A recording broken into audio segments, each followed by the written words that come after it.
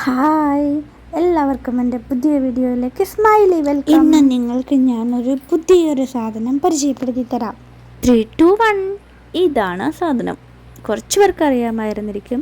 മയ്യോടെന്നാണ് ഇതിനെ പറയുന്നത്. നാച്ചുറൽ കൺമഷി ഉണ്ടാക്കുന്ന ഒരു സാധനമാണിത്.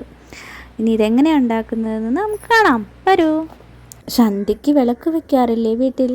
ആ സമയത്താണ് ഈ കൺമഷി സ്ഥിരമായി ഉണ്ടാക്കാറുള്ളത്. പ്രസവിച്ച് കിടക്കുന്ന അമ്മയ്ക്കും കുഞ്ഞിനും പിന്നെ പ്രഗ്നൻ്റ് ആയിട്ടുള്ള ലേഡീസിനും അവർക്കൊക്കെ വേണ്ടിയാണ് പണ്ടുള്ള ആൾക്കാർ ഇത് സ്ഥിരമായി യൂസ് ചെയ്തിരുന്നത്.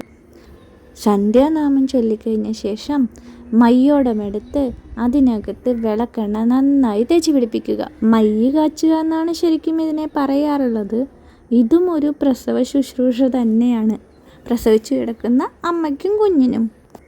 എണ്ണ നന്നായി തടവി കഴിഞ്ഞതിന് ശേഷം ദീപത്തിന് മുകളിലോട്ട് ഈ മയ്യോടം നന്നായി ചൂട് വെച്ച് കൊടുക്കണം. എല്ലാ ഭാഗത്തും ചൂടെത്തണം. അതിനിടയ്ക്കിടയ്ക്ക് ഇതിങ്ങനെ തിരിച്ച് കൊടുക്കണം. അപ്പോൾ ദീപം എല്ലാ വശത്തോട്ടും എത്തി മയ്യ് നന്നായിട്ട് കാഞ്ഞു കിട്ടും. മയ്യ് നന്നായി കാഞ്ഞു തുടങ്ങുമ്പോൾ ഇതിലുള്ള എണ്ണ താഴോട്ട് ഒറ്റി പോയിക്കൊണ്ടിരിക്കും. അപ്പം നല്ല ഒരു സ്മെല്ല് വരും. ഒരു പ്രത്യേക മണമാണ്. പ്രസവിച്ച് കിടക്കുന്ന അമ്മയ്ക്കും കുഞ്ഞിനും മാത്രമല്ല കേട്ടോ, എല്ലാവർക്കും ഇത് യൂസ് ചെയ്യാൻ പറ്റും. മയ്യ് നന്നായി കാഞ്ഞതിന് ശേഷം ഇതെങ്ങനെ എടുത്ത് മറിച്ചിട്ട് നല്ല ചൂടോടെ തൊട്ട് വലിച്ച് നീട്ടി കണ്ണെഴുതണം. ഇങ്ങനെ എഴുതി കൊടുത്തിട്ടാണ് ഇത്ര നല്ല ഭംഗിയുള്ള നീണ്ട വിടർന്ന കണ്ണുകൾ ഉണ്ടാവുന്ന മുത്തശ്ശി പറയണ.